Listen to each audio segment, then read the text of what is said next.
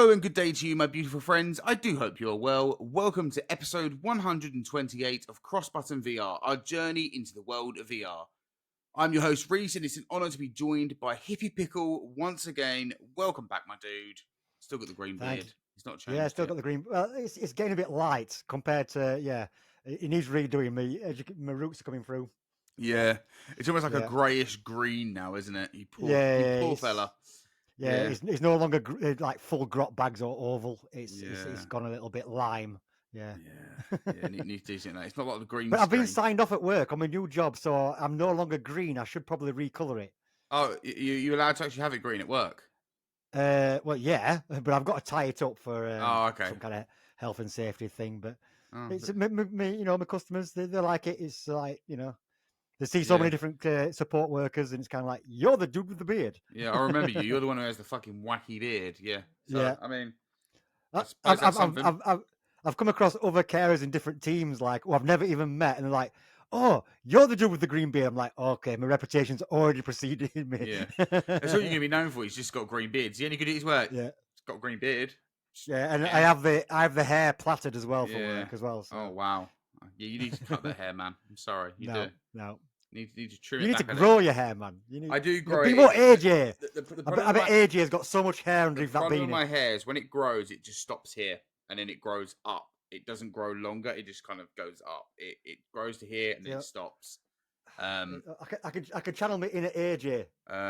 What's up, Reece? What's up, CrossButton VR people? Yeah. I mean, I'm still wondering what's under AJ. Griffin. Yeah, everyone, you do look a bit like Stuart Griffin, actually. But anyways, before we jump into the main grit of the episode, there's not really a topic today. I mean, there's a lot of games, because obviously I was off last week, and I'll dive into the reason as to why I was off and things like that. I won't go into too much detail, because certain things I can't say as of yet, but I will dive into the reason as to why I took a week off. But anyway, before we do that, if you would like to support us, please give this podcast a sub on the service you're using. If you're watching us on YouTube, then please remember to hit that like and subscribe buttons. And why not leave us a comment too? You can find us on Twitter and Blue Sky at CrossButton VR, and now also on Ko-fi, where you can support us and help us pay for all the things that keep the lights on around here. And once and always, that makes no sense. But anyways, we do it anyway. A big shout out to Golu and Phil, who are our monthly members, and we appreciate you a lot. Seriously, every month they drop a few quid in the pot, and it keeps us all going. It keeps it, see this light that's on back here? It powers that on. But yeah, no, in all seriousness, without all the support, we wouldn't be doing this. So thank you so much. I will just want to give another big shout out to Golu, because I had the pleasure of having a game of Into the Black with him last week. I love that game. Yeah, the game's brilliant. It really is good. But when the company's even better, it makes it even better. And Golu is such a person to play with. Yeah, we played for about an hour or so, and it was just such a relaxing and fun time. The guy was so easy to get on with, and this is why I love the VR community, because the people I've played with and the people I've met doing this, they're so just genuine and passionate about gaming, and just to spend an hour with someone who just loves it and just wow. And it's like I was further on in the game than he was, and I was obviously showing him the little bits I've learned along the way, and it's just great to share that knowledge and passion. Yeah. And such a top bloke, and can't recommend it enough. Yeah, I've played with Golu on a few games now. The Walkabout Mini Golf. I think it's Walkabout Mini Golf. He may have joined us on. I'm trying to remember. The first game I played. Ancient Dungeons was the first game I played with Golu. I joined Golu in Headbite, and it was a lot of fun. Literally, it was actually the first time I played the game. Not the first time I played the game. One of the first times. The multiplayer. Yeah, I've still not tried the multiplayer. A lot of fun. It made it a lot better, and I think as like a first, because I jumped in with Alex first, and then I jumped in with Golu, and then I jumped in with Golu and Headbite, and I even played it with Miles and Miles' friend, and just such a great game to play on multiplayer. But yeah, Golu and Headbite, two great people to play games. If you ever get a chance to play a game with both of them, fantastic time. I think I played more with Golu than Headbite, but I think I've also jumped in with Headbite on Ghost of Tabor and also Breachers, because he likes these shooters. I actually need to message Golu and see if he'll play some Crossfire with me at some point. Oh, I'd be up for that, yeah. And we also I didn't ask you, I'm asking Golu. And of course, we had the Synth Riders game the other week as well. Yeah, that was a lot of fun. That was a lot of fun. Whoever kept selecting Barbie, all right, you need to stop. Okay, You were hosting. You were hosting. I was hosting. Yeah, you were hosting. So I need to be stopped. Then. I don't even own the Barbie one, and it's like, this what? is why I'm not doing VR the Champions on Sim Riders, because as you can see, I'm decent at Sim Riders. Yeah, it's crazy how good you are at Simp Riders. We need like a full body camera of how you play Simp Riders just for the laughs. Can we make it like a cross-button exclusive, and I'll upload it on here? And I need like the full footage as well as you dance into one track, one of the the non tracks that are going to get copyrighted. Do that. It's really camp. I think that the more camp you dance, the better you do at Synth Riders. You've got to give it some. Oh, yeah, I mean, I dance like that anyway. It doesn't matter if I'm playing Synth Riders or not. I dance like that. I mean, you got to throw a bit of that in it. But anyways, let's dive into the episode. I'll quickly dive into the reason as to why we weren't here last week, and the main reason for that was I went to London the week before. I think it was the week before. I'm trying to remember now. Week before. So on Tuesday the 2nd, went to London to try 2 upcoming VR games, which is Reach and FIFA. Ooh. So I can't talk about them right now because this comes out on Tuesday, so I haven't got not allowed to talk to them. But I actually met up with Jammy Hero. We travelled there together. It was a very nice, romantic thing. We kind of held hands on the train. We sat together. We had Greg's together. You know, I had a sausage roll. He had a sausage roll. I took a bite of his. Did you do a lady and tramp with a sausage roll? Yeah, it was absolutely romantic. And then, I mean, what I will say, because obviously we talk about the event itself, and I just want to give a massive shout out really to Jamie and Zena from the VR Game Showcase for the invite. This event was amazing, literally. It was so well planned, so well done. Everything was fantastic about it. Me and Jamie walked in, and Jamie, greeted us. He's like, "Oh, go get yourself a sandwich and a drink." And we was like, "Oh, we just had a Greg's. We'll come back later." And come back we did. we did come back. It's just when we walked to the counter to get a drink. I think we both went to get a drink, and I reached for my wallet to go get my wallet out to get a drink, and the bloke was like, "No, it's fine." And just put the can on the I was like, oh, "Okay." And I was like, Jamie was like, "I'll have 16 double vodkas, please." No, there's no alcohol or anything like that. That came later. But literally, it was just such a great event to meet up with other creators as well. Most of who I have spoken to before, met before, had a good laugh with them. We met up with GT again, met up with PD, Mac in VR. There's many others there. There's Ryan Clifford, I think his YouTube name is. There was so many people there that we were talking to, and I'll try not to name everyone because otherwise I feel bad when I missed anyone off. But there was literally loads. Whoever was there, if you interact with me, thank you. But yeah, we got to meet the teams and that kind of stuff. It was just a really nice event, and it was so well planned to give creators chance to talk to everyone that you needed to talk to understand things about the games and things like that, and have these environments. And it was just, I mean, me and Jamie were sitting down, and the amount of times Jamie came over to us and just went, "You guys all right? Can I get you anything? Need anything?" It was just, we're like, "Dude, you've been checking on us more than like I think anyone has checked on us in our lifetime. Like this is ridiculous." And he was like, he just sat down, decided to have a chat with us, and just, it was just fantastic. Like there was nothing to fault about it. It was just. He always comes across as very approachable. Oh, and, he's lovely and passionate, and that's why he's so good at what he does. Because he's passionate about it. Zena is an absolutely talented person as well. Obviously, without both of them, VR Game Showcase wouldn't be what it is without both of them. So I mean, it's very much a big thank you to both of them. It was just such a great time. Got to actually meet Zena for the first time, and meet Jamie for the first time as well, and just talk to them both. So it was literally, that was what happened on Tuesday. I got back on the Tuesday evening. I think I got back to mine probably about like 11:30 at night, and just kind of like for the next 2 days, just kind of had to like decompress and just kind of relax a little bit. And then I've had some other development with the house stuff happening, and I've kind of been having to focus my interest there more so than anything else. So it's kind of been like I've just not really had time to dive into stuff to throw voice towards anything for the following episode, which would have been the previous week. So I do apologise for that. But at the same point, it is what it is. It's been a very difficult year, and there will be some moments this year where it'll probably have to be like that again, because there's actually now movement happening with the house. They're going to be starting to do the repair processes and things like that. So it's looking like hopefully in the next few months I should be back in my home. The backdrop will be exactly the same as how it was, and hopefully it'll look like nothing ever happened. It'll just be a glimpse in the past that nobody even remembers eventually, but I will. The only thing I need to know, Reece, is did your extra copies of Captain Toonhead survive? Are they okay? The copies that was kindly sent to me. Yes, Yes. yes. They Woohoo! have survived. They have. I've got one spare for you because I even said to Enrique, who sent me them. Bless his heart, very kindly sent me them as well as some pin badges and some cards. He knew how much I loved the game, and he's like, "Dude, I'm going to send you something." I thought he was only going to send me one. And he's like, "No, I've sent you loads. Just give them to whoever and all that kind of stuff." So yes, I've kept you a physical copy of that because I know you're a physical collector. So I've kept you a copy to the side, my friend. So if we ever bump in person again, or we know we're going to meet up, you will get your copy. But yeah, so hopefully on here and definitely on my channel as well, you will be seeing some videos come up soon of impressions of the day of what I played. I'm not going to give away the dates of when they're going to be. I know when they're going to be now, but I'm not going to give away the dates. But hopefully soon you'll be seeing some voice added to some of what we played. So I hope you're all looking forward to that as much as I am looking forward to sharing it. Well, I'm surprised because obviously you're not, because you follow the rules so well. I didn't even know what you were doing. Mate, do you not You just use said you've Twitter got a lot of anymore? pies. No, I haven't. I've been so busy the last couple of months myself. I've been doing the college course. I've got the new job, and I've Yeah, been so exactly. out You've of the been loop right at it, yeah. myself. Yeah.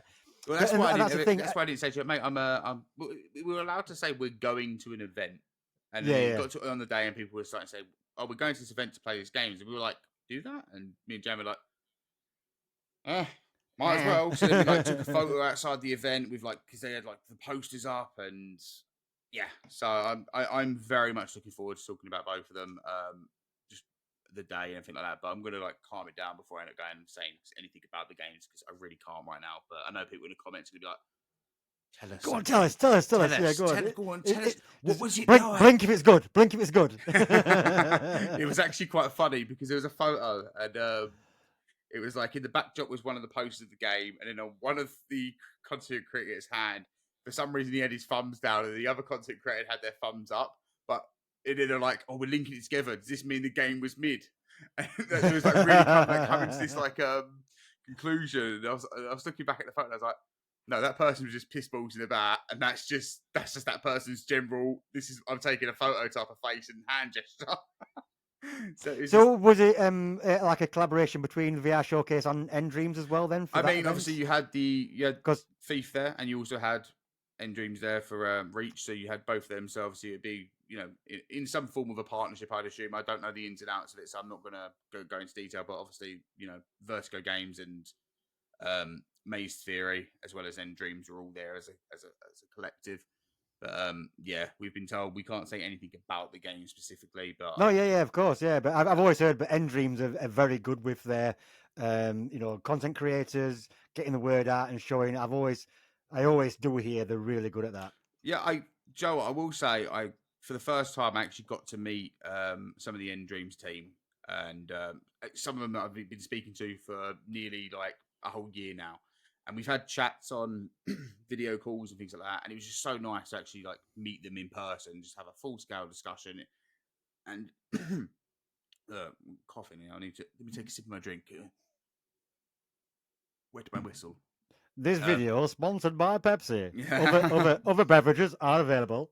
If you want Pepsi, then you can get Pepsi with our discount code CB, and it's not actually a discount code. So I wish. But no, I got to meet Sophie for the first time, who I usually talk to at End Dreams.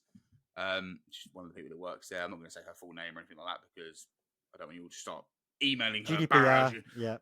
Oh, can I have a key for Reece, please? No. But I got to meet Sophie for the first time, and we've had. But Sophie, if you're watching, we've had Teams calls and things like that in the past. I say Teams calls, but we've had discussions and things like that and chats with other people, and it was just nice to actually meet her and say hello. And it was actually I walked in and I looked over and I was like, "Recognize your face, but your profile picture is different because I know on your profile picture you have a VR headset on, and my profile picture is an animated person that resembles some form of tattoos." And she was looking at me, and I was looking at her, and she was like, "I was like." So it was quite funny. this is why you need a gimmick. I do need a gimmick, but my tattoos seem to be my gimmick because I feel like people spot it from that at this point. So got to be thankful for the artist that did my logo, who actually managed to really capture my tattoos and put them into art form there.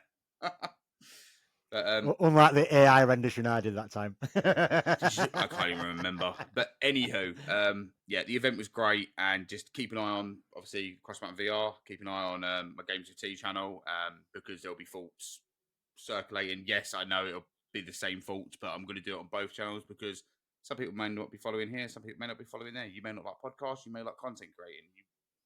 I see them as different forms because this is a bit. You don't see any gameplay here, unless we do a specific video. This is all kind of talking, all that kind of stuff. So if you do want like a straight to the point type of thing, then you can always go over to Games with T. But if you like this kind of thing that you can just listen on your journey to work, and if you are listening on your journey to work, drive safe. We care about your oral pleasure. Exactly. So you've got you covered on both fronts. But hopefully you'll be hearing something soon. But anywho, let's move on. But yeah, let's jump straight into the news, and then we'll jump into what games we've been playing. Because literally, like I said, I've played a lot across PSVR2 and Quest. So I've got you both covered. I know Pickle's been playing a lot between PSVR2 and Quest. So literally on all fronts, Yeah. if you're a Quest or PSVR2 player, you're fucking sorted. All right. The last week, I've actually managed to play some video games. It's like, woof. Right. First bit of news, and this is one that I wanted to mention. It is VR related, let's say, but it's not VR related because of the way it's going to be presented. But if anyone remembers last year, we spoke a lot about Sushi Ben when it came to PSVR2. We even named it our Game of the Year for PSVR2, which I think a lot of people were like, what? You're choosing Sushi Ben over Behemoth or Metro or Alien?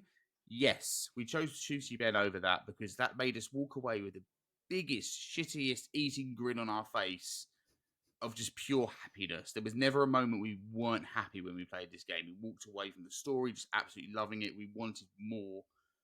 We wanted more of the town. We wanted more of everything. We were just so happy from it. And we've had Kane on. We even had Brian on, and we spoke to them. And I still remember this vividly because me and Laurie interviewed Kane and Brian. And we finished the interview. We actually said to each other, it was like, I feel like we proper fanned out there. Like, I feel like we were proper fans and we were asking all these questions and just like, oh, tell us more kind of thing. And I still look back at it and I'm like, yeah, I was fanning out there. I was just so happy with what he made, what they made. And, then I got to play it. And then I was like, I lived in that world for the duration I played it. And just, yeah, it was fantastic. Well, since then, they've been wanting to make the game more accessible and things like that. So they've now done a full English cast. So it's no longer in, I think it was in Japanese as standard. So it's no longer in Japanese. It's now, you've got a full English cast. They've got some really good voice actors to come in and do the voices of all the characters. So if you weren't someone that played it because you don't want to read text, but you want to hear it, that should be coming in update form. But the other thing they're doing is hybrid on PC. And it's coming to PC on September the 18th. And you're going to be getting a hybrid version so you can jump in and out of non-VR or VR. Buy this game. If you're someone out there, you've got a Steam Deck. If you're someone out who's got a Legion. If you're someone out who's still plays on your PC, buy this game. They deserve every ounce of support. Every ounce of it.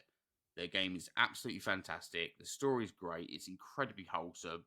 And it's one you just can't miss. And it's the fact that every bit of money they made from the PSVR2 version, the Quest version, it's just all went back into the game, making this English casting all to be done to make the non-VR version so everyone can now play their game.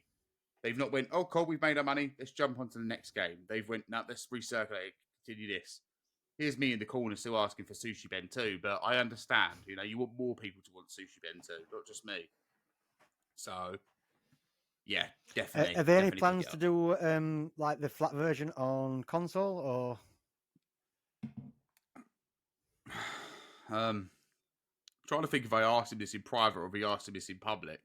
Right. Well, it's probably going to be. I'm going to say probably going to be how their launch goes on Steam. Yeah, I think it'll probably be how their launch goes on Steam. However, I feel like with a game like this, I also think it'll do quite well on PlayStation. I think it would, yeah, because there's a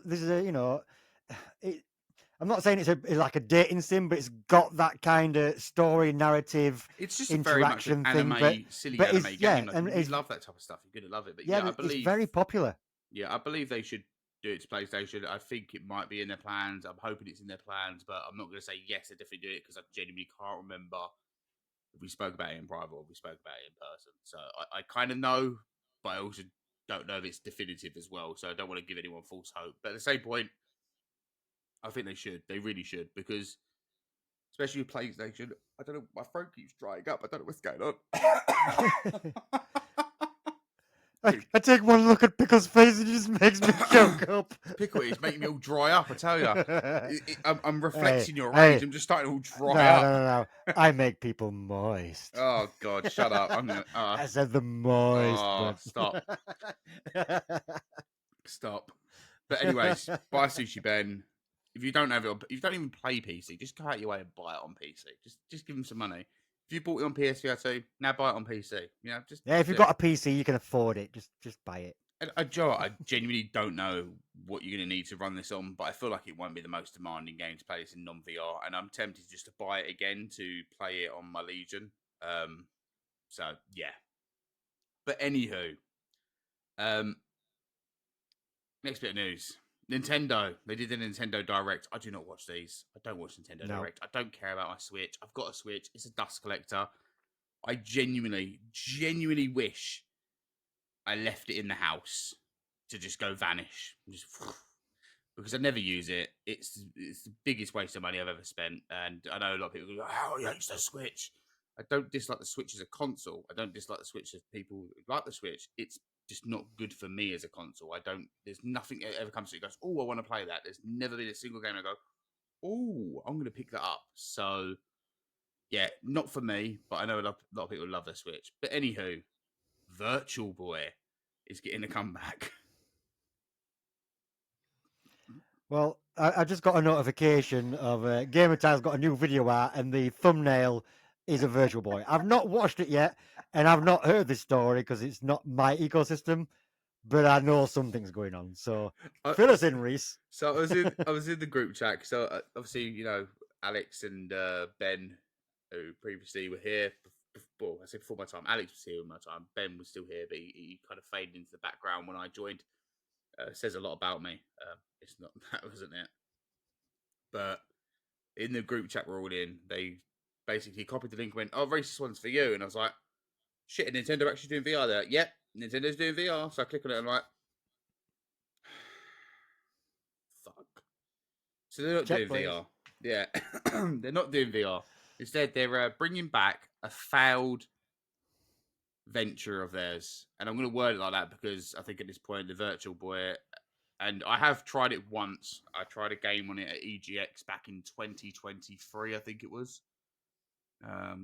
Wait, I saw you in 2023. I tried it. They had a retro corner. They had the Virtual Boy there, so I thought, got to give it a go. I'm a VR nerd. Makes sense.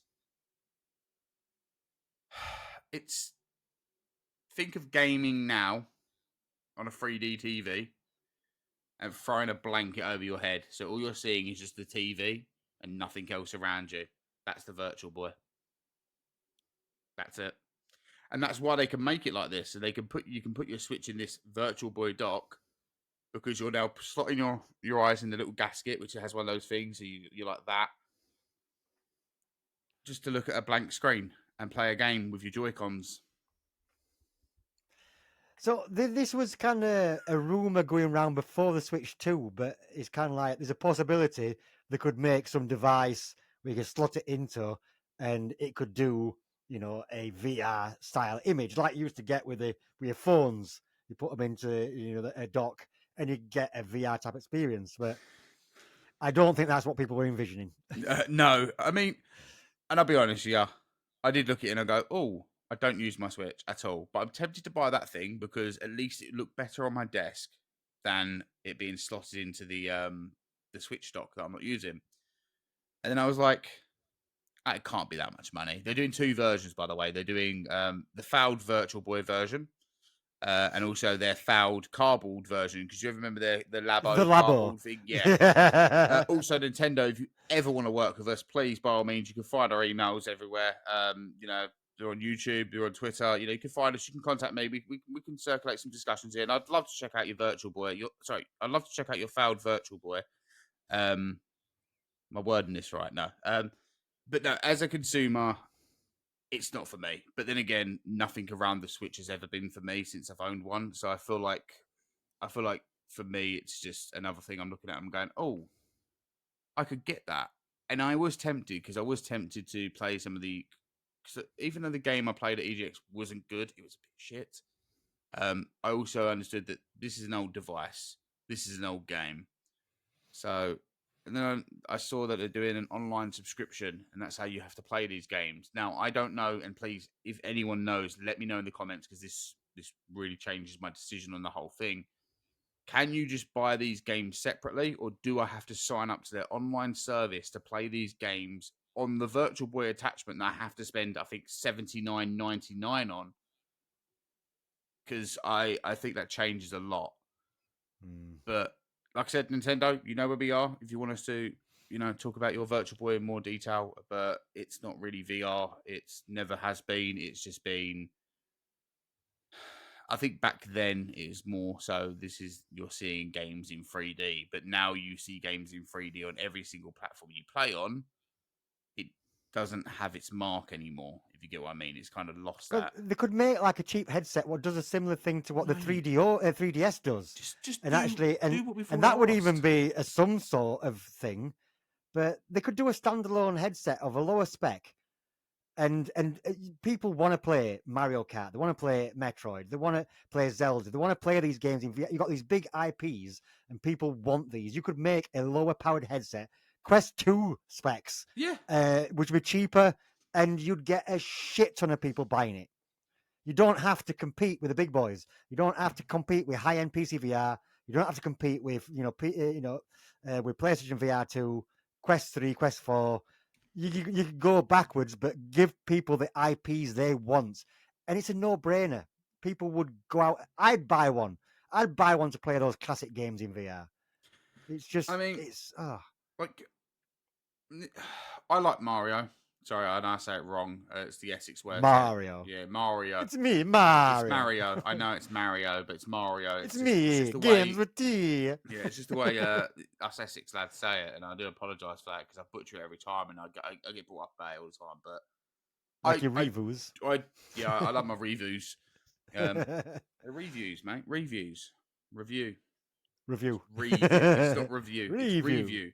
It's a review. Rewind. Yeah. Into the boat selector. Anywho, wait, you've lost my Just eat. every time I have you on it, make me lose my train of thought. Do you do this with everywhere you were out? Yeah, it's Makes just sense. it's a picklism. Yeah. Like I enjoy playing Mario. There you go, I said it right just on purpose there. I've enjoyed, Donkey Kong. Zelda. And I am tempted to get a Switch 2 just for Bonanza. Just simply that alone. But at the same point, I know that's not a justification to buy a device. And I won't say that this Virtual Boy attachment is making me want to buy one anymore. But if they did do VR and they did say we're doing an actual VR headset, I would be the first, not the first person in the world, but like I feel like I would jump on that. I'd pre-order that. I'd be right in the door with that, just simply because I know there's a lot of good games and Nintendo make fantastic platformers. And all my mind's going to is how many times have we been asking for Astro Bot in VR? And all Nintendo needs to do is just Bosch, Mario, Yeah.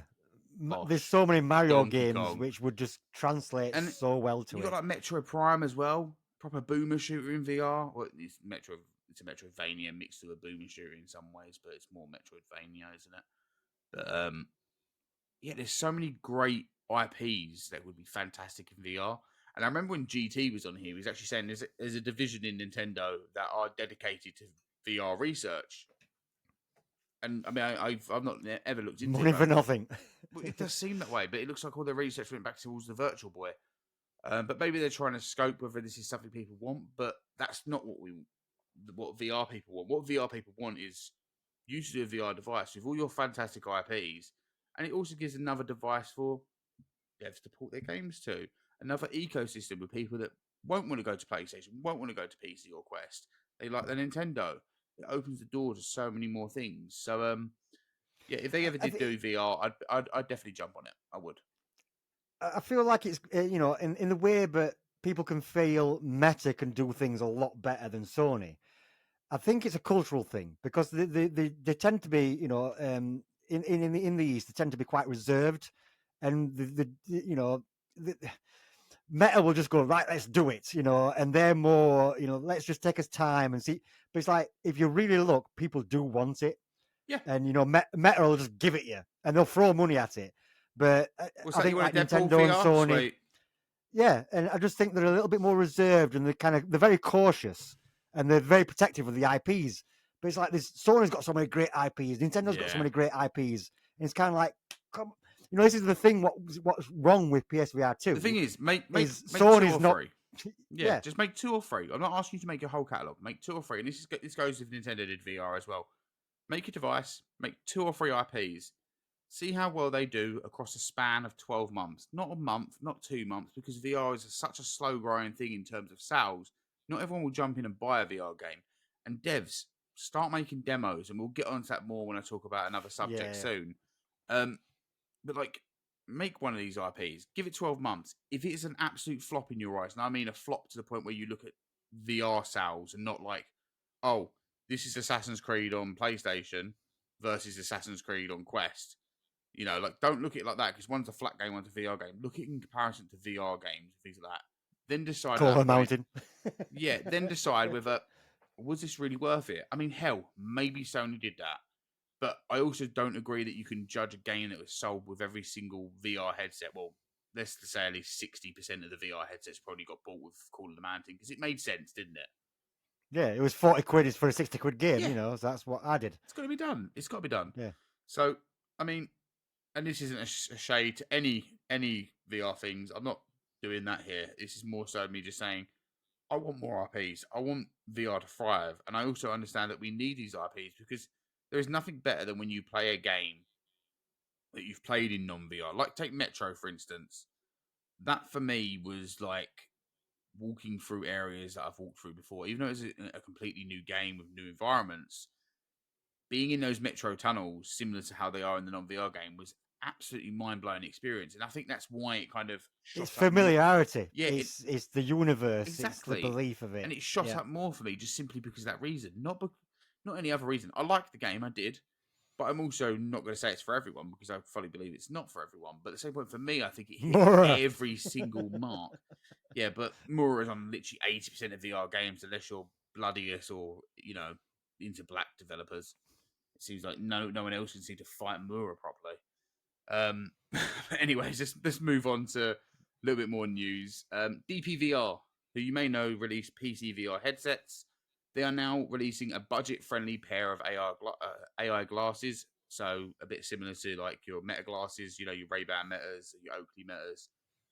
With the cameras on the side of them, you can ask it a question like, "Oh, what's this Apple doing here? What type of apple is this?" I don't know why I'm saying Apple. I could ask it questions. Is this person dead? Yeah, you can ask what type of questions are on my desk and things like that. But I actually got to try a pair of Meta glasses thanks to Mac in VR. You let me try a pair of them while I was at the event the other week, and they're cool. They're cool, and I've always been tempted by them, and I haven't went out and bought a pair just by trying them. I feel like I need more time. I feel like I need like a good day to try them, and I feel like a budget-friendly pair like DPVR doing is a good way for someone to go, "Oh, cameras on my face." And let's be honest, content creators that do unboxings and things like that, these things, you're picking it up, you're looking around. Nuisance neighbours. Yeah, or even that, just walk out your door like, "What are you saying, mates?" Yeah. Exactly. Now, I've got cameras on my face. It's one of those things where I think they're good for that type of stuff. I'm not behind people walking around and clicking record before they walk out the door and walking the streets and recording absolutely everybody with it, in their eyesight, because I'm also about people's privacy. So I don't think I'd necessarily do that myself. I'd probably do it if I was at an event. Like, I'm not being funny, if you went to, like, say, Comic-Con or, EGX. Yeah. Like, people there, time and a place. Sadly, it's in the disclaimer most of these days. You're going to get recorded if you're at one of these events. If it's not by the event managers themselves, it's by a content If you creator. dress as Snorlax, people are going to stop you for pictures. Oh, mate, 100%. I think it was somebody who dressed as a Saiyaman, a Super Saiyaman out of Dragon Ball Z, and I literally stopped him for a photo. Me, a full-grown bloke. I was like, bear in mind, I got a picture of Snorlax on my face. Bear in mind, this bloke was a full. And I'm not even big into Pokemon, but it's fucking Snorlax. Yeah, exactly. But this dude, he's a full grown as well. But this man even did the stance and everything next to me, and I was like, dude, you have made this whole weekend. Like, I got to try the Roto VR, but this right here shits on everything. So if that dude ever somehow manages to find his way over to this this podcast, thank you for that. But yes, they're releasing a set of AI glasses, and I think they'd be pretty cool for doing stuff like content creating. Do we have a rough price on the budget friendly? $79.99. That is pretty good. That is pretty budget. If they do a similar job to yeah, I mean, I doubt they'll do stuff, exactly the same job in terms of specs, but they are looking at doing a higher model as well. So I'm intrigued, and I think for that price alone, I think I'm going to buy a pair just to try them out. So yeah, when I do eventually find out where to buy them from, they said Amazon, but I can't seem to find them on there. So I'm thinking I've got to go to their main website. But anyways, let's move on to the next bit of news. This one's more so for your PC VR players. Now, even though it's for your PC VR players, there was some things that may come from it to other things like PSVR2 and Quest. And that is VR Forever. And if you've not heard of VR Forever, it's a new dedicated VR event on Steam. And it's going to be running from the 18th of September to the 23rd of September. And there's going to be over 130 participating games with amazing discounts. Well, sorry, their wording was deep discounts, but I'm going to say amazing discounts. New demos, announcements, and surprise launches. Okay. Plus the first ever VR Forever Awards, which includes 30 games, 6 categories, and 8 judges. Now, I believe I have the judges here. So the judge panel includes experts from across VR space. This includes Flat to VR Studio CEO Jasmine. If you don't know who Jasmine is, go communicate with her on Twitter. Absolutely lovely person. You've also got Alchemy Lab CEO Andrew and Pontaco art director Anita Tung, and also Uploads VR senior editor. Can you guess who it is? Yes. Good friend Henry Stockdale, who again I got to actually catch up again with the other week. I love meeting up with Henry. Henry is one of the nicest people you will ever meet. I think even Jamie met him for the first time, and he was like, "Dude, he's just so nice. He's just such a lovely person." I think you met him at EGX as well, didn't you? Yeah. You introduced me. Absolute pleasure. Yeah. He's just such a lovely person. He's just so nice, and I think he was ordering a drink, and I walked up behind him and just kind of like. Just letting on him a little bit. He's like the way I like to do my content. I like to look at the small teams, the single devs, and he's such a champion for that. The way he's on social media and the web, he promotes things you've never heard of. Yeah, and he's actually put, because of him, I've been in touch with people, and got to play their games. And he's just lovely, and he's such a good helping hand. I mean, in the past, even sometimes he's helped us out here. I might say in what capacity, because I just want you to know that he's just a great person, does a lot of work, and for anyone, he's happy to help out. Now, I'm not saying go message Henry and ask him for a load of help. I've had the pleasure of meeting him in various places and all that kind of stuff, and even took a photo of me while I was at the event because I was acting like I was stealing a couple of posters, and he took a photo of me. So that was just humorous. Were they illegal obtained Lego posters? No. Not Alex EGX. No, we got those. Oh no, there's the woman. She's put them in the bag. She's like, take these. Put those away. You're not supposed to have these ones. He's like, I have a couple for my kid as well. These are for you. No, they're for my kid. So we can dub him in nice. Maybe a year later, it's fine. But yeah, I'm very much looking forward to this VR Forever Awards running from the 18th to the 23rd, and I'm pretty sure if I catch any good games on there, hopefully we'll talk about them on this show ourselves, or maybe do some videos on my own channel, all that kind of stuff. I don't know why I say my own channel, because at this point these are pretty much both my channel, it seems. But anywho, the actual event itself is run by Creature and Future Friends. Now, if you don't know either of those, Future Friends is a good PR company, and Creature is actually the devs of. Try and remember the game, Reece. Try and remember the game. What was that one in space? It was a mixed reality game. Or did they publish it? Anywho, yeah, I know, right? And I'm trying to remember. But Creature, they published Thrasher and the Light Brigade as well. And they teamed up. Still not tried Thrasher yet. Yeah, so they've done a lot of good stuff. Good people. Anyways. let's move on to the next thing because I feel like my voice is going to give out at some point, and my voice has been fine all day, but I've been playing a lot of Dune Awakening this weekend with the missus, and we've just been communicating the whole time, like, let's build the base here, let's go do this, no, let's watch out. Oh, the sandworm's there. So this has been my whole weekend of just screaming and shouting about seeing a giant sandworm appear in the desert. So yeah, that's probably why my voice is starting to go. Anyways, next bit of news, and I say next bit of news, I want to touch on another thing as well, but we'll be quick on this one.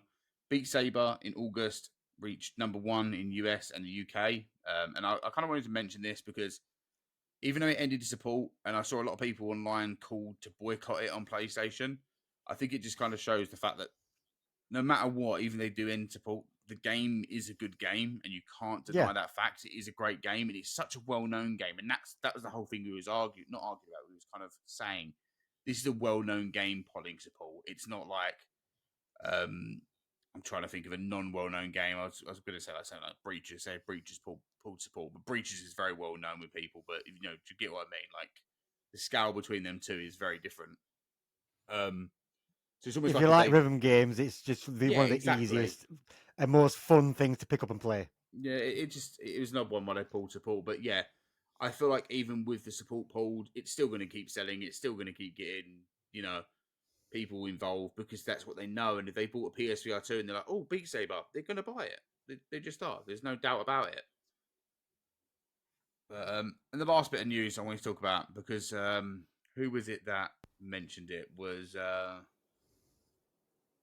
one Hamza from Underdogs, the developers of Underdogs. They basically said their game didn't do well on PSVR2. It didn't sell well. Which was such a shame because it's so bloody good. So bloody good. And I made a tweet, and it ended up being quite a popular tweet. And I'm going to be honest with you, I fucking love it when I do a tweet and only 20 people see it and only 3 people comment. It's one of the greatest things ever because you're like, a few people have seen this. But as soon as you do a tweet and like 3,000 views on it or 10,000 views, and you can comment after comment, you're like, oh shit, I'm repeating myself now. I'm genuinely repeating myself. So it was kind of like that because I did a repost of it because I've always said I'm not a fan of the argument that a lot of people were going around. I can't remember. It was after Max Mustard released. A lot of people were going to devs, bring your game to PSVR 2, it'll sell better. And I don't know if you remember that happening quite a bit. Yeah, it was for the most part. You know, a lot of devs are coming out and saying it's selling better. So yeah, it was that, and I think this statement, in some regards, works, but the statement itself shouldn't be said because I think a game like Max Mustard, albeit a very good game, filled a void, and that's why it did well. I think if Astrobot came out, Max Mustard would not have done well because Astrobot would have been on there already, and people would have been, oh, don't need Max Mustard. You got Astrobot. Because we had Ven, but I never got around to playing Ven. I bought it and didn't play it. It was people said it was good, but it could have been so much more. Yeah. And I think Max was just like, it just kind of delivered. It did. It did deliver. And that's my argument. It's like it did well because Astrobot weren't there. And I love Max Mustard. I've got no bad things to say about the game. It was a lot of fun. But I'm also not naive. So it's one of those things. And I think if Astrobot was already on the system, people would have just said to everyone, buy Astro. Yeah. Just buy Astro. There's no reason to get Ven. There's no reason to get Max Mustard. Buy Astro. So I think in terms of like bring your game to PS2 to sell better, I think it only really works in a statement if, one, the market is there for it. 2, people are actually going to market their game for that system, i.e., we've got this working on it. We've got dynamic frame rate rendering. We've got haptics. We've got this. We've got that. And a lot of the time, and there is one people that I do see it as an exception actually. Binary Mill is one of them exceptions because they do mention all the specs that come in, and also Flat to VR because they mention the specs that the PSVR2 are going to have. But bear in mind, they also have people in their team that play on all these different systems that are such big people in the Wes Miles. You know, you've got so many people in that team that know what they know the importance. Yeah, and they know what the players want. So it's a bit different of a developer going, I'm going to bring my game to PSVR2. What do you guys want? Now, another one we'll say is Costello Inc., the ones that are doing of Lies and Rain. Is it Costello Inc.? Yes, yeah. Yep, try to remember their studio name. You know, them asking every PSVR2 player, what do you want for the game? What is it you want on your system? Because we don't know your players. We don't know what you guys actually want. We know how to develop a game. They give us a demo, and like that's what we kind of want because They gave us a demo. most people played it want the fucking game. Yeah. We listened to what you listened to everything we said. Yeah. And you released a demo, and we all went, "Fucking Wow! hell, Yes, you guys did and not." then how about this? How about this? Yeah, we think of doing this next time. You're like, "Fucking do whatever you want." You have our full faith now. Like you've caught us with your hook. Now you can just reel us in. Just reel us in slowly, okay? Get that game ready for PSVR2, and I will talk about some of Fires and Rain today. But yeah, it's such a shame that Underdogs didn't do well because I absolutely love Underdogs. I think it's actually one of my favorite roguelikes or roguelites, whatever you want to call it, and there's nothing really similar to it on the platform either, because we haven't really got any mech fighters. The only criticism I would say about it is visually it could be sharper, it could be a little bit cleaner. Yeah. For the art style, it could be like really pop, and I don't think they've pushed the ability as much as they could do. Yeah. And I think some people might not like the movement style being Gorilla Tag style, but the game itself is so bloody good. Yeah, it's almost like I feel like with the Gorilla Tag style movement, and this is coming from somebody who tried Gorilla Tag once when I bought Quest 3 because I was like, I think it was on the day I bought my Quest, I was like, oh, people have always talked about Gorilla Tag. What the hell is this? Because I was first jumping into the ecosystem, didn't really know any of the game. So I downloaded it because I knew it was a big craze. And I was like, what the fuck? I can't do all this stuff. No. Didn't you do a video on that, something similar with like a spider or something? I did. Yeah. And I know you hated it, didn't you? I'll touch on that only because you've mentioned it. And it's not so much if I hated it. I hated the amount. You don't like spiders anyway. I don't. I hated the amount of clone type games coming to the store. Yeah. But I checked out that one just simply a wash, because the developer that made that is actually incredibly talented at making games and knowing a market and how to make a game. And I've actually played, I want to say, 3 of his games now. And one of them I can never remember, but it's almost like a Battlefield style game with helicopters and tanks and things like that. It's free to play. The other one was Stabby. I don't know if you remember that one. So I played a bit of Stabby with Alex. We stabbed each other. It was a very romantic time. Yeah. So we played that, and then I was like, okay, well, he's making this. And I know he did this as a test. It was never a game that he wanted to make to just kind of be like, I'm making this because I want to capitalize. He was challenging himself to see if he could make a game in, I think it was a week. And he made a game in a week, and it functions. And literally every single lobby was full. People were playing it. It was thriving. I don't know if people still play it now, but it was thriving. There was a lot of happy people in the lobbies, and people just genuinely having a laugh at each other. There's me playing this game, and I'm like, why the fuck do people play this stuff? Like, what if this is what VR is going to be in 10 years' time? Then I'm sorry, I'm going to go through the door and just leave it all behind because I can't see a vision there for me of enjoyment. Now I know they're fun to people, but for me they're not, and that's where we've come. This is what I'm trying to say. They're not fun for me. I know other people would enjoy them. I like my big storyline games. I like my multiplayer shooters. I like all that stuff in VR. And I'll touch on some of these games I've been playing this week and the reason as to why I like them. And I know you'll agree as well. But anyways, back to the actual root subject. Underdogs should have done better. And I think they've now asked the PSVR2 community of what they need to do to kind of catch them. And they've asked for a demo because I think a lot of people didn't really know what to expect. Try it. Yeah, it's one of them ones where you do need to play it. You do need to experience that Gorilla Tag movement. I think a demo should do it well because the game is so bloody good. Yeah, it's fantastic. And just people just need to try it. Give them a couple of rounds, or just like like the opening up to the first boss or something, but at least a couple of rounds to try it out. I think up to the first boss is a good. Yeah, I think the first boss. Yeah, Just even see maybe the paths, the choices you make. First 2, 3 arenas, you don't need to experience. Because even that, the aspect of the randomization of, do you trade? Do you go and level up? Do you repair? It's such a different take on the roguelike. It's not just getting cards. Yeah, exactly. And getting a good, because it has got that aspect of getting a good build, but there's more to it because you've got a choice. It's not just about which card do you take. It's like, which way do you go, to get that choice of card. And I like that. I like that aspect of it. But yeah, I need to jump back in, you know. Yeah. And if I can It's help, great.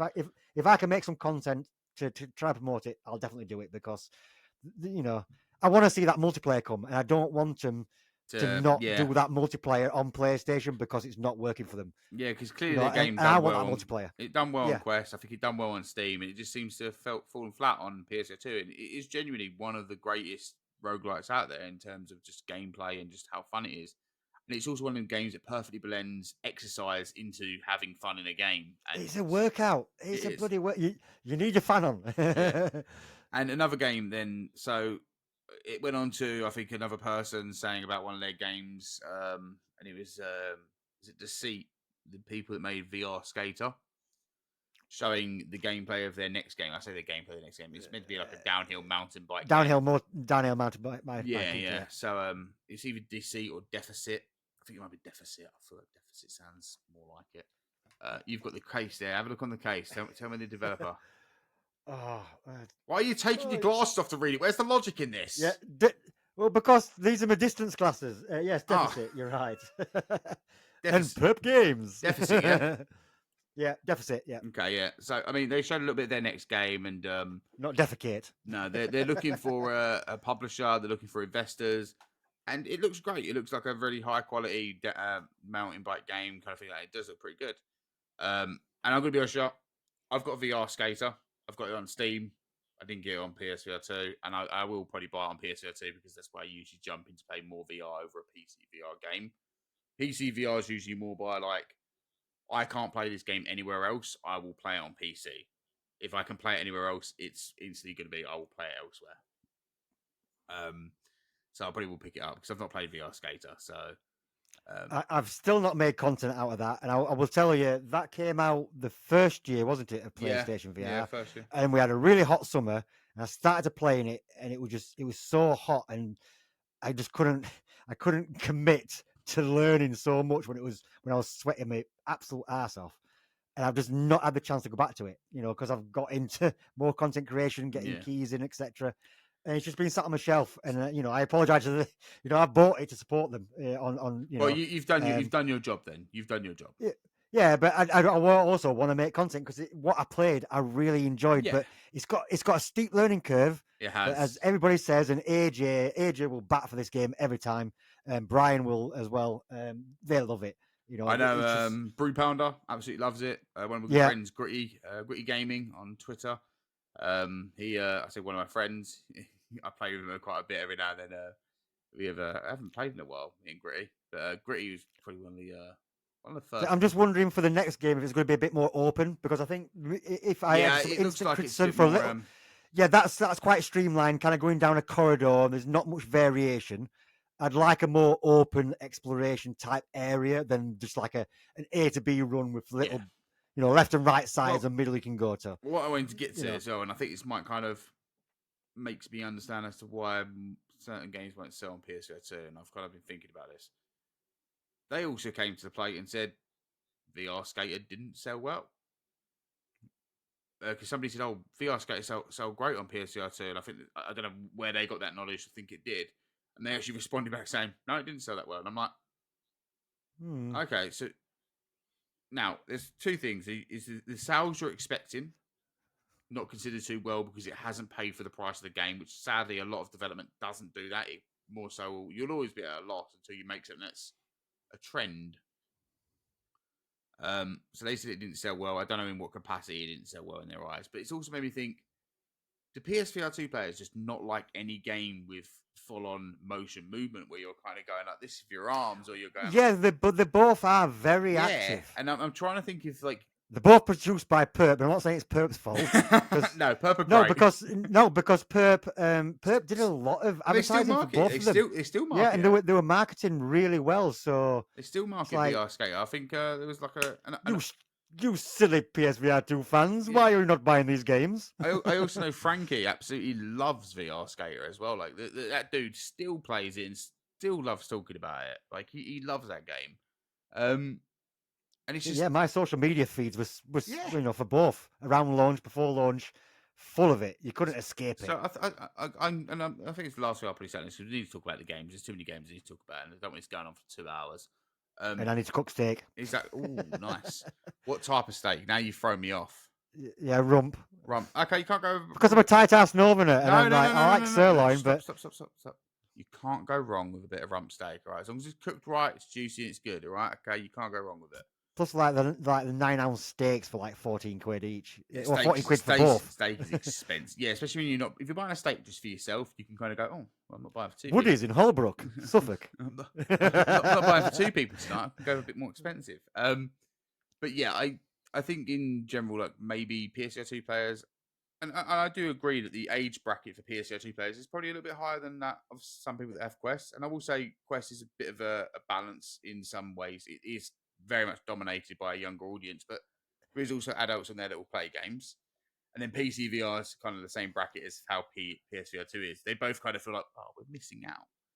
So, I can see your logic and the why Gorilla Tag's so popular, because there's such a, not just because it's free, but there's such a young audience and they like to do this active stuff. And obviously you do get a little bit more mature audience into PCVR and PSVR2, so they might, bit we're getting on a little bit. I don't want to be flailing my arms around, Let's paint So yeah, I can see that. Let's paint this scenario here, okay, of completely, it's not based on anyone, okay? All right. Meet Bobby, all right? Bobby is a builder, okay? He's not Bob the Builder, but he is a builder. Bobby the Builder. He's been a builder for the past 40 years, but he also loves his VR headset. But Bob has a fucking slip disc in his back, and he can't do too much anymore because he's really fucking hurting, all right? He gets home from work and he wants to chill out and he wants to play a game. He pops up and he goes, oh, Underdogs, that sounds good. I've been an underdog all my life, I've been working the yard. No one respects me. I'm an underdog. I'm going to pick this up. He picks it up. Next, he's having to go to 7 appointments with a chiropractor because his back's completely fucking lost it. So, and all he ever does then is play Moss. Yeah, exactly. Yeah.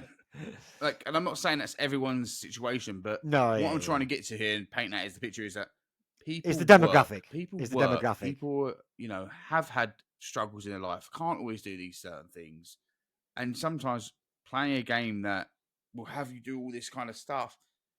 Like I stand up for 2 hours sometimes, and my feet start hurting when I play VR. If that's more so because it's flooring at the moment. Back at my old house, I had my stuff. It was absolutely fine. Seated versus standing options. Yeah, and maybe even in this game, maybe just for it, add an analog thing, and make it so you do have to do that when you barge into people, but add an analog thing for the movement. Maybe that will sell it a bit more as well. Who knows? And I know that's not what your game's about, but you're also because you are the gorilla, right? Yeah, exactly. But you're also you're the Rilla. You're the Rilla. You're the Rilla. The Rilla. You're the Rillest of Rillas. But at the same point, bruv. Yeah, I fucking love the game. I can't fault the game as it is and as it stands. I love the game, but I think as the audience on PSVR2, I think sometimes.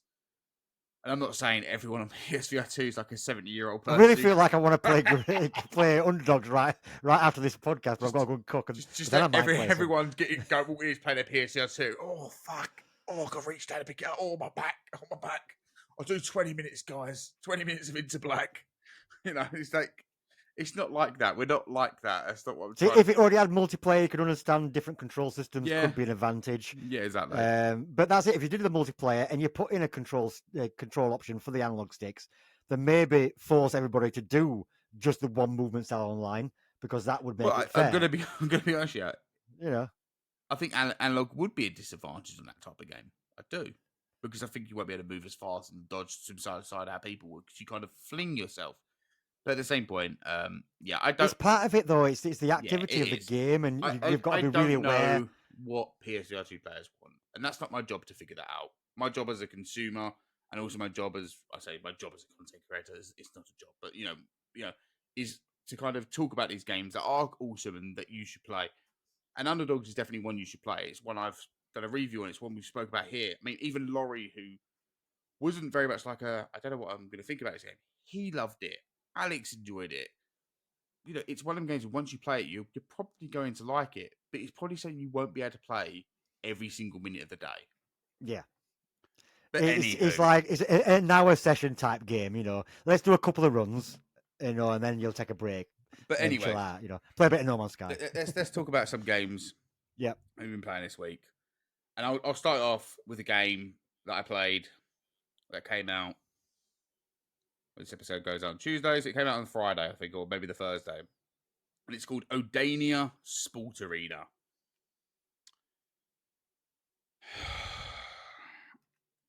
Anyways, next game. No, I can't recommend it. I'm going to try and be as nice as possible when I say this, because I think after I played it, I pretty much just turned my headset off. I wanted to play some other games actually after playing this one, and I just turned it off. I was like, no, I'm good for the night. And it kind of, I rarely get deflated by playing something, but I think when you kind of play so many different things that have done this thing before, done it wrong, then someone does it right and then someone does it wrong, you're like, there's a blueprint in place for this now. We'll get into what the blueprint is and how it kind of works. So it starts off with one of the first ones, and it kind of has like a mixture of box to the beat and Beat Saber. So you'll have these flying ships coming towards you, and you've got to punch those ones with your, corresponding coloured hand. And then when like these snaky ones come towards you, you have to hit them with the sword. But they feel so shit to use. And I say I'm trying to be nice, but like that's the only way I can word it without having to go right. They just feel awful. Like genuinely, it feels so bad. Like you press the trigger and it changes over these things, and you just go like this. And if you do it too fast, it sometimes goes through it. If you do it too slow, it goes through it. It's not hard enough. It's not. It's like, and sometimes I was hitting them as hard as I could, and it still go through. And I'm like, what's going wrong? Why is this going wrong? And I believe we played their other game. I think you played their other game as well. Usually, it was that space one. I can't remember what it's called. They had another game on PSVR2. It was like, it wasn't too bad. It had some good moments. It was that one where you kind of had to go through, and there was the circles. You had to dodge the blocks and shoot the asteroids. Oh, Space Drop. No, I don't think it's Space Drop. I can't remember what the name of it was. I can't remember the name either. But if they've done another game, I'll try and remember it. But anywho, it's with this. It's like it's just it's that, but mini games. You start off with that one, and I was like, okay, I'll go into boxing. You can't do boxing wrong, can you? I mean, who messes up boxing? Now, in your mind, when someone says you're going to do boxing, what are you expecting? Chris Eubank. Pardon? Chris Eubank. Exactly. I'm expecting that.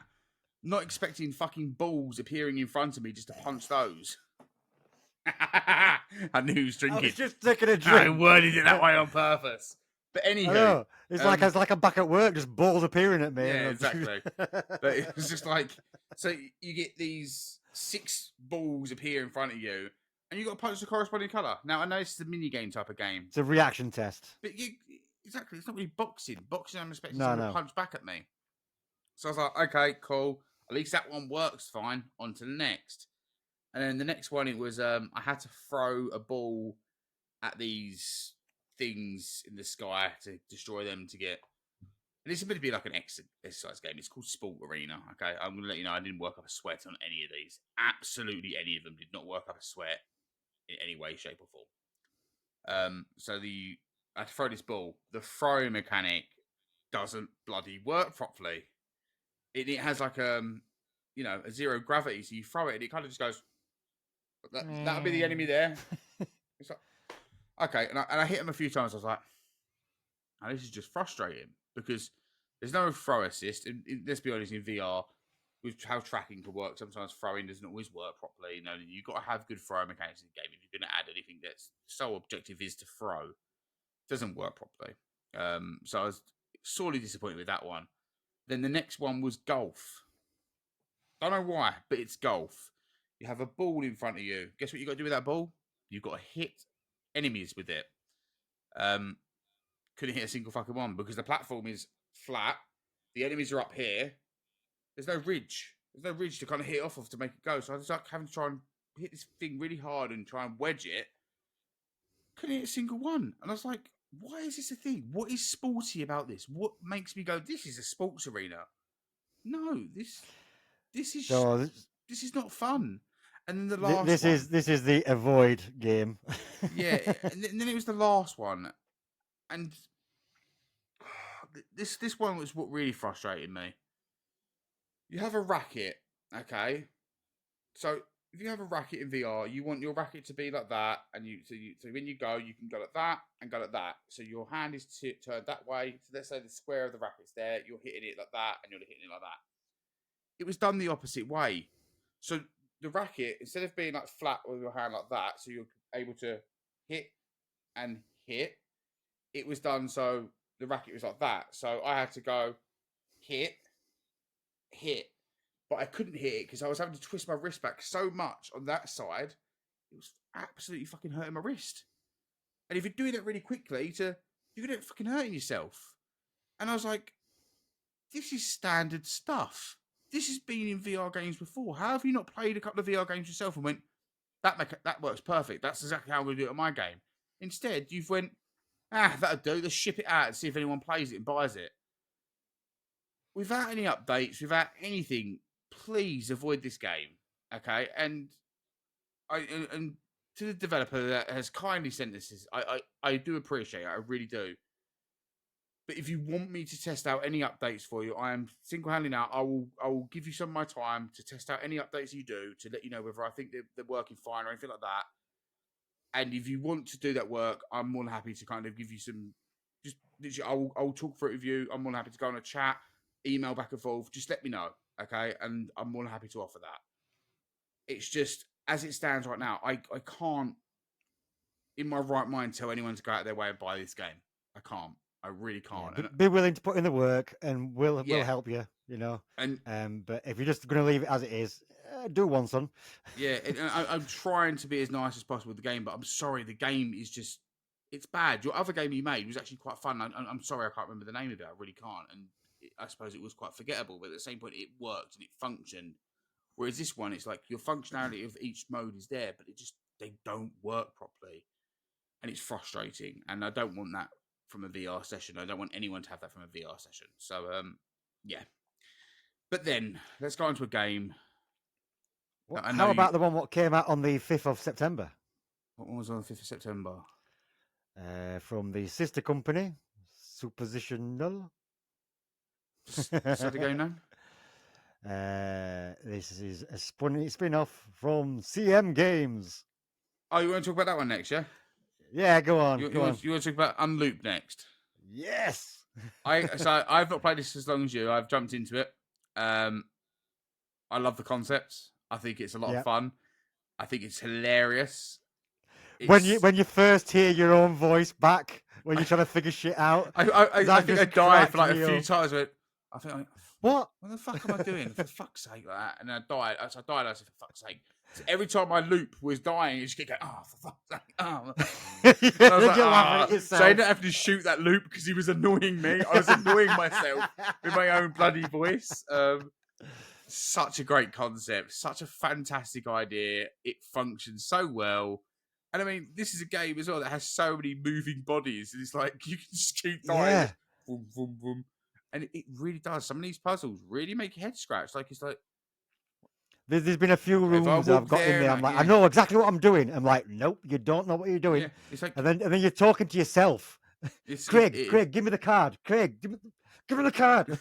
It's such a great idea. They know what they're doing making games, I tell you. It's such a fun one. So for anybody not in the loop of Unloop, if the game, what comes to mind for me is The Last Clockwinder. It's a similar mechanic. You've got the puzzles to solve. You go in, you can create a clone of yourself. And with this, each room you go into, you've got a set amount of time. When the time runs out, you will automatically die, or you can shoot yourself to end your time early. So you might have to put a key in a lock, then put it over a wall, and then you go in the next time. You see your clone, get the key, put it in the lock. You walk through the wall, they unlock, get the key for the next puzzle, and so on and so forth. It's fun. I had so much fun playing it, and it's totally different from Into the Radius. Yeah, exactly. And I love Into the Radius. It's such a different concept of game. It's bright. It's a lot of fun. That's what I'm trying to say. That like they know how to make games that are just incredibly fun. And this is another one that's just incredibly fun. I mean, it's very different. It's not as in depth as Into the Radius, not in that sense, but as a puzzle game, like this is perfect. I mean, my partner really likes puzzle games. This is one I will recommend her to pick up and play. Yeah. Just simply because I know a lot of games I play, a lot of different VR games, and 80% of them I'll probably never say to her because nothing about it would make her go, "Oh, I'm going to enjoy this." But this one is one I'm literally going to go, "Darling, whack your quest on, play this one. You're going to love this," because I think it's so well done for people that like puzzles, and it's such an interesting way of doing it. it's just it's perfect. Like, I mean, this is one that in the short amount of time that I've played it, that I'm looking forward to playing more, and I'm having such a blast in that short amount of time, and I'm laughing at it all while going, "What the fuck am I doing? What Yeah, have I got to do well, that's next?" the thing, And because then I hear when you myself. activate your mic, yeah, it records your audio, and that just cracked me up so many times. Well, But I yeah, got to admit, once that's I heard it for the first time, the next time through, I was doing noises on purpose. I was like running forward, doing like making like a farting noise, and then like it'll run through, fart, die, and then like the other one will come through, and go, "Oh, what's that?" So it was like, Hey, like, Craig, yeah. you're a bit of a twat, aren't So you? it's almost like they were all just started to do this little motion. I think I spent like 5 to 10 minutes on that and just ignoring the puzzle, like playing out this whole thing. Like he runs through, he dies, he's done a fart. The other person's like, "What was that?" Oh, then the other one's, "Oh, could you see that?" And it's just like, even though they're not all interacting with themselves, it's just you just do these silly little things. It's just fun, and I think that's what you Yeah. need in VR. Sometimes you just need fun. You don't need anything that's going to blow you away with so many different mechanics that are cool, but at the same time can be a bit of a headache. This is just And fun. see, my only initial criticism was I had to stand up because it didn't have a seated mode. But they have just released information, but they are doing updates coming, and they are putting in a seated mode in the next Nice. update, which will be really good because it's a game you can easily play sat down, Yeah. but it's got like a test your height thing right at the start, and you do have to stand. It was a little annoyance, but I still enjoyed the game. But it's Yeah. good to see. But Having the option, CM games, they listen to feedback. they They do do. listen to They feedback, really do. and they put things in there. So yeah, and that's on the Quest 2, Quest Pro, 3, 3S, and the Pico, and coming soon to Steam VR. Needs to come to PSVR2. It does. I mean, Yeah, it yeah, only makes sense, doesn't it? yeah. It's that's the only visually it's not unpleasant. It could be crisper, it could be sharper. The texture could be a little bit better, of course.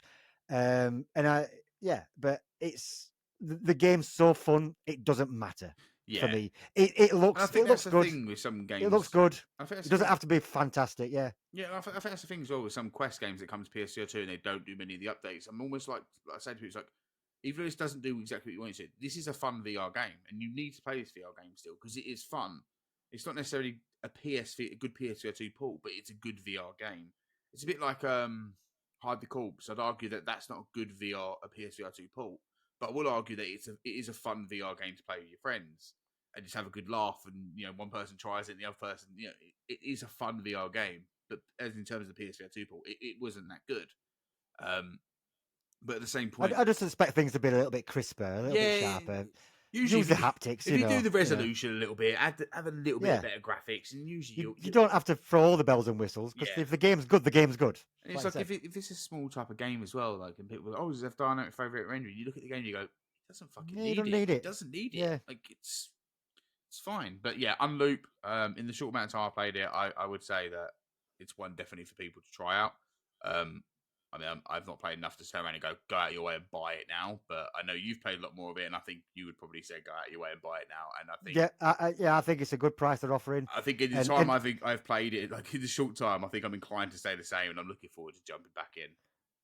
and just a quick mention while we're on the CM Games thing, there has been a bit of information about Into the Radius 2. There are updates coming. They are putting in a lot of work Into the Radius 2. And the Quest Early Access is also getting updated with the new areas, weapon modulation. Looking forward to that. Yeah, Into the Radius 2 is fantastic, and that's one I I'm can't just, I'm wait just for. excited for the new areas, let Mate, alone yeah. anything else. You mean the I areas just that want to we've play. already played? Well, yeah, because we've only got the open two areas, but obviously you've played the PC version, which has got all the other areas, and I just want to dive into that. So, but That yeah, is, CM Games, I'll support these guys. yeah, they are great. I've not played anything I don't like, Yeah, and they're great. yeah, they're really good. Right, so we move on to the next before we make this go on for too long. Yes, I'll because quickly because my wife's going to shout at me for the Yeah, game. you don't want that. I'll quickly breeze through some. I said quickly breeze through of Lies and Rain. I'll play some of Lies and Rain. Obviously, we both played this on PSVR2. Sadly, they couldn't get the early access to go on to PSVR2. PlayStation for you. Sony. We understand it. We know what they're like, but it is what it is. So they very kindly sent over a key for me to try out the Steam version and the Quest version. I've opted to jump into the Quest version. I haven't had a chance to play the Steam version yet. I just wanted to play quite a bit of the Quest version. And what I could say from the Quest version alone, how the hell they've managed to get a game that looks that good on another platform to run on this platform, but still look not equally as decent, but still look decent enough for me to go, man, this looks good. You can tell the differences, you can, but at the same point, you're not going, ugh, don't like that. You're like, oh, yeah, that was pretty good, and Have they got a bit of vertical robot magicry going on? I don't know. I just think they know how to optimize the game clearly. That is really good to hear It's because it's visually impressive on the PSVR2. it looks decent. Like, it's not going to blow you away in the terms of like, oh, this is the most decent looking thing I've ever seen on the Quest. You're going to walk in and go, this is a decent looking game on Quest. And that's usually how we say it. I will say, and I will put this out straight away, if you do opt to buy this on the Quest, expect to see some frame drops. But also remember, this is early access. This is still something they're refining. They're making it work. They're going to get it to the point where it's better. But I've noticed there's frame drops, and I will say they're very noticeable when, one, the game saves. It's an auto save, and you kind of walk through an area, and it kind of really stutters. And also when you go into a new area and it's starting to load things, and there's things loading in the background because you've entered this new area. The bit around you looks fine, but there's things happening in the background, and you can see the frames dropping a little bit there. Usually the saving is worse than actually the loading, surprisingly. But it's noticeable. It's not to the point where I'm like, oh, I can't do that. Usually when I hit the save point, I'm like, stop, stand still for a second. Cool, right, now move. It's almost like that. Sometimes you'll forget to do that and you'll notice the frames have dropped. But that's pretty much the only bit I've noticed myself that was an issue. Now, I will say one thing that GT noticed and actually said in his video. And since he said it in his video, I can't not go, what the fuck? Your character has no footsteps. There's no footsteps or anything. So you're walking and there's no noise when you're walking at all. And I don't remember Wasn't I'm pretty sure it didn't on the PlayStation demo. It needs them because once you pick up on that, I'm pretty sure that was one thing I picked up on the PlayStation demo. It's kind of it is that sense of being immersion. once you notice, you're like, what the fuck? But everything else runs fine. This game is as close to a Half-Life, Alex, competitor. I say competitor because I don't want to say clone, because I think I worded it like that in some way. Some of the enemies are quite similar, and they are. A lot of them are similar, but at the same point, like, the design is a lot different. In apart from one of them, I will argue that one of the designs is still very much a bit too close for comfort, in my point. The way I kind of see it. But either way, like, you can tell there's a lot of original thought that's went into this at the same point, and you can see there's also some nods towards Half-Life, because there's actually one of these puzzles where you can get a lot of GPUs. You can pick up a crowbar off the thing, and you can open all the cabinets. Yeah, through the bars. Yeah. And you can go even further down, and you got to start using your gravity gloves. I saw someone do a video of that. I'm like, fuck, I didn't even think of that. Yeah, and there's but that moment when I smashed the glass and put my hand through and opened the door, I'm like, that's where my brain wanted to do. But it's like, oh, they're never going to think of that. And it's like, shit, he thought of that. And exactly. That's good. And that's what Half-Life Alyx did so well. And that's why I would say this game is as close as Half-Life Alyx as you're going to get. And the fact that this is going to be coming to PSVR2, remain excited. Remain happy for this one. Remain hyped and keep them devs fueled, ready to when it's ready. But so far, my taskbar just popping up about K-pop Demon Hunters. I was like, oh, I want to click on that. I was like, what's he on about? If you've not watched K-pop Demon Hunters, just to go off topic, it is bloody brilliant. Okay, all right, good to know. I'll go watch it tonight. I'm not really, but I need to jump into the Steam version. But I mean, if it runs out like that on the Quest version, I don't see the Steam version running, that bad. And I think the Steam version is going to look as close to the PSVR2 version. And I just think they've done a really great job. It's such a good one to play, and I'm having a lot of fun with it. And I think it was the other night I jumped in and I was like, I'm going to play this for 20 minutes. I think it's when I started it. I think I was playing it for like an hour and a half, and I was like, oh shit, I've got to go to bed, because I usually do a lot of my initial playing of games quite in the evening. So okay, I've got to go to bed.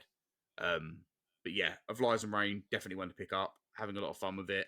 But bear in mind, it is in early access. If you do running into any issues, they're things that are likely to get fixed at a later date. Couple more to quickly run through. Workshop Simulator. I've done a review on my own channel. If you want to go watch that, you can go watch that. It came to PSVR2. It did popular on Quest. So I've done a review on my channel. it's a bit frustrating. It's very janky, but I go into quite a lot of detail, so I won't kind of go way too much into it here. I'll probably just say go watch that if you are interested in this type of game. It's very much another simulator game. It's very much a you know what you're going to get, and sadly, there's always issues with them. But yeah, I'm trying to keep it brief because there is one game we do need to talk about. Yes. But Did it come out yesterday? It did, but before that, Tactical Assault VR got its Operation Dahlia DLC. Had an absolute blast. That jumped in with Jammy Hero. Jumped in with trying to think of who else I jumped in with. Tanvarian, PD, a load of other content creators I've played this with. Such a good DLC. It's their first paid for DLC, and I've had an absolute blast with it. I was meant to talk about it. I think it was last week because the embargo lifted, but obviously didn't do the episode. But absolutely fantastic DLC. There's 3 levels at the moment, and the other 2 are going to be releasing over the course of the next few months. And by the end of, I think it's the first quarter of 2026. And this one is a bit more close quarters, SWAT style, and it's just absolutely fantastic. Have you ever played Tactical Assault? I have not got around to it yet. Have you got it? No.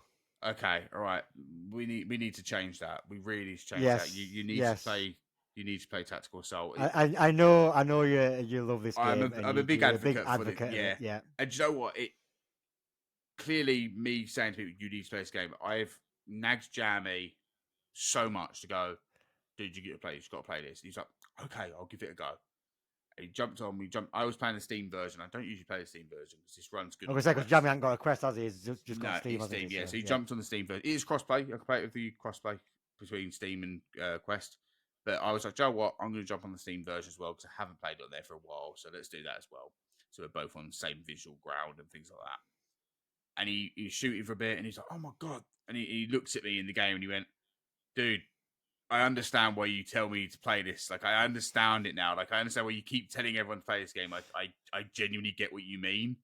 And I was like, that right there was, I needed to hear that. Like, because I constantly nag people to play this game. Like, I've told my siblings. Is it kind of like Rainbow Six tactical kind of infiltration? Yeah, type kind stuff? of. Like you go because that's the kind of shooters I do like. You go in slowly. You see a spot an enemy in distance, take him out. You'll go grab a bit of intel, and then you'll have to deal with like that's a my wave kind of of enemies. thing. Yeah, and then you have to breach doors, and they'll be like, don't shoot that enemy. He's got a bomb vest on, and all that kind of stuff.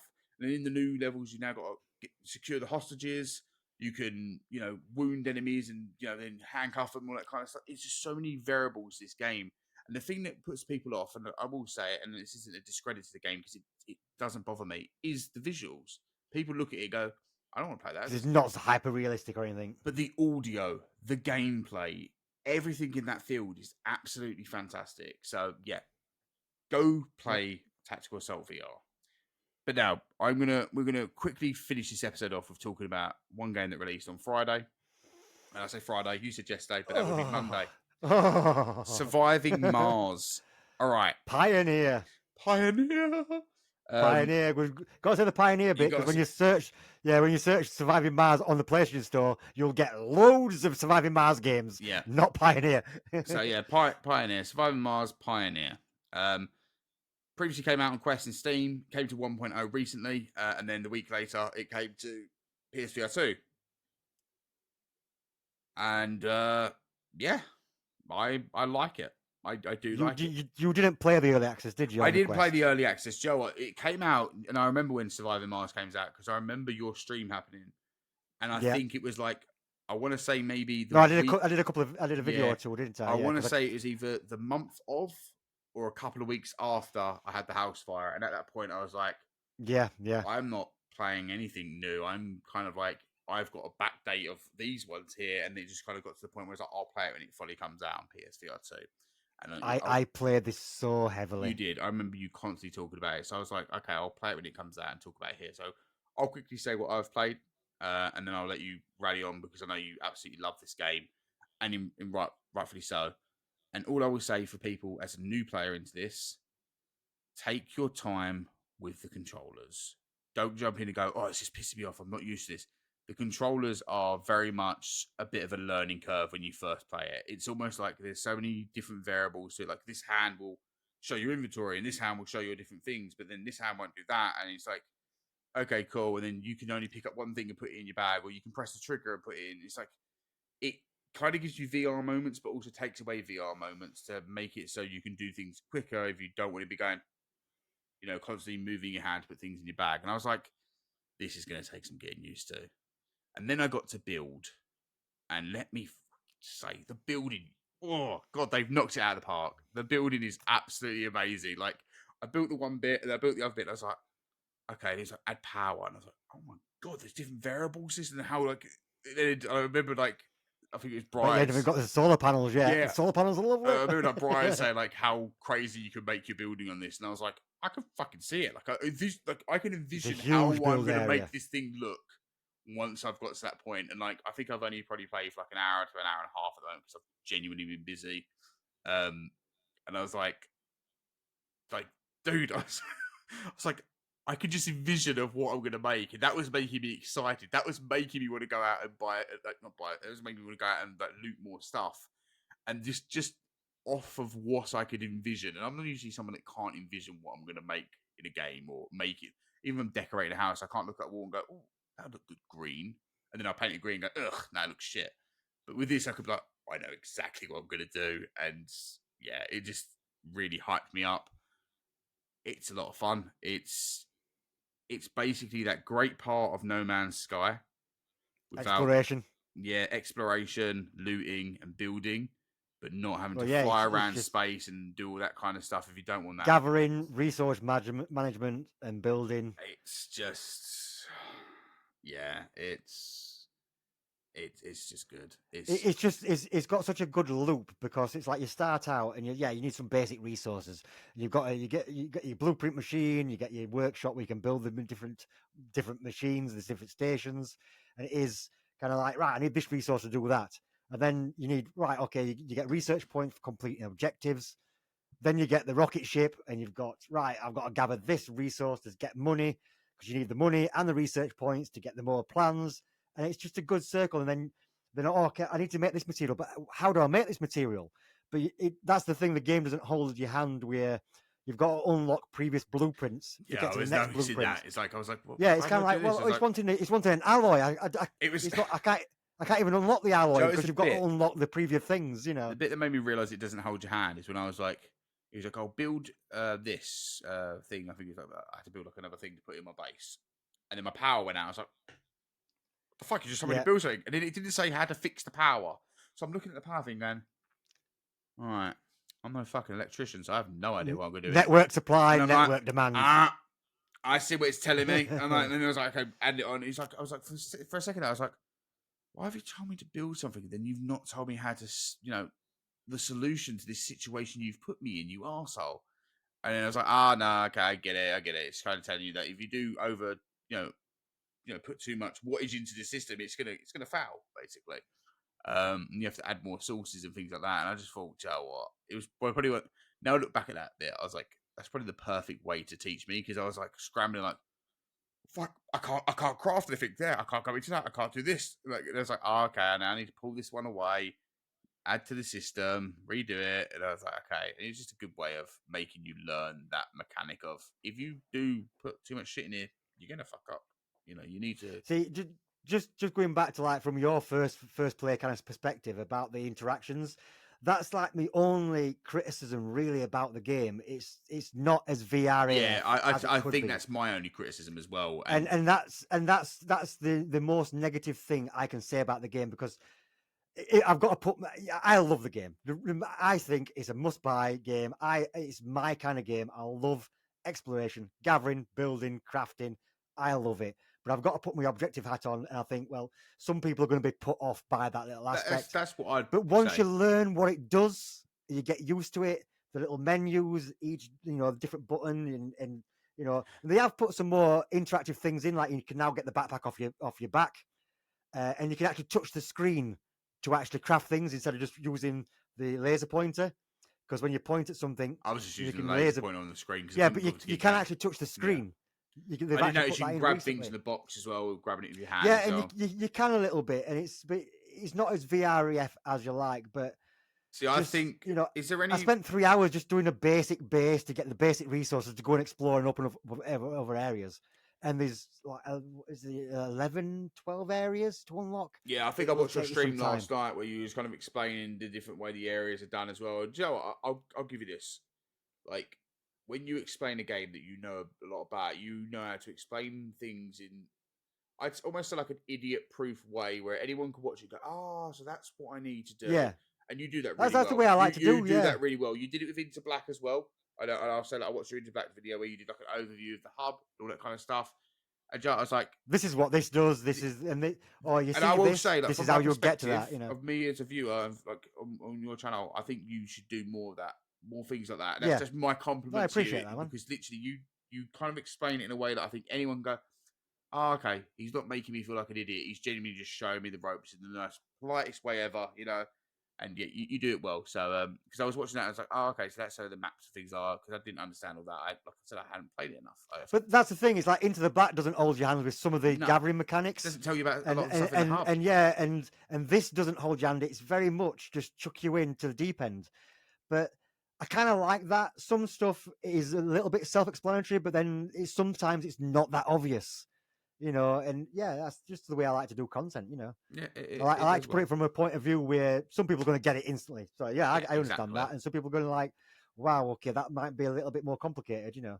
Yeah, no, And it can be a gate, and you know, I love the game. I'm trying to sell the game to people because I love it. I think it's brilliant, and I it want is good. people to get that enjoyment I get out of it by It is a just lot of overcoming fun. those little From what I played so far, it's a lot of fun. And I would say to people like, before you buy it, if you are consider it, do some research into some reviews and things like that to see if it's definitely what you're expecting. Because I think yeah. a lot of people look at it and go, "Oh, it's No Man's Sky." It's not. There's no flying around and No, things like that. no, no, You're no. very much a Yeah. base builder. You're very much exploring, and you're very much collecting stuff. And then there's no action between any kind. Is there? I mean, I've not experienced any action. Is there any shooting of enemies in this? Well, I actually looked through the trophy list and I played the Quest version for like, I don't know, I've got 20, 30 hours in that at least, if not more. And there's a trophy for destroying one of the drones in the game. I'm like, but you don't have any fucking weapons, so you must use the mining laser, the Maybe, extractor. yeah. So you can destroy the drones. I'm like, mind blown. Yeah. So I mean, I think I've like just been avoiding the buggers. I mean, like in terms of combat, like it's not like you're gonna walk into an area and get No, shot by no, enemies. it's more survival. It is the Yeah, survival mechanic of eat managing your, food and all you that know, kind of eat your stuff. Yeah, food, your oxygen. and Um, I think it yeah, functions well. Like I said, I'm not gonna be this from first impressions. I'm enjoying it, but from first impressions, I'm also still dealing with that headache of not overcoming how frustrating the controllers can be. Like I walk forward and all of a sudden my fucking maps appeared in front of my face. I'm like, what are you doing there? I didn't ask for you. And then you press the button again, it just appears again back. It pops back up, and I'm like, but once you and I know once the, I sink more time in, I'm going to get used to that. That's not going to be an issue. But right now, the that right analog stick is the start button. yeah, Why? exactly. The options button does nothing in the Because game. right there, that That's is the quest. not just that. That's an old VR mechanic. Yeah, that was on some old PC VR games, I believe, as well. It used to be like an analog thing, and I I, I hate wrong analog stick stuff. It's like there's a few games I've done where it goes between smooth turning and snap turning with an analog stick press. But I System find sometimes in Critical. the yeah, That was one of them. yeah.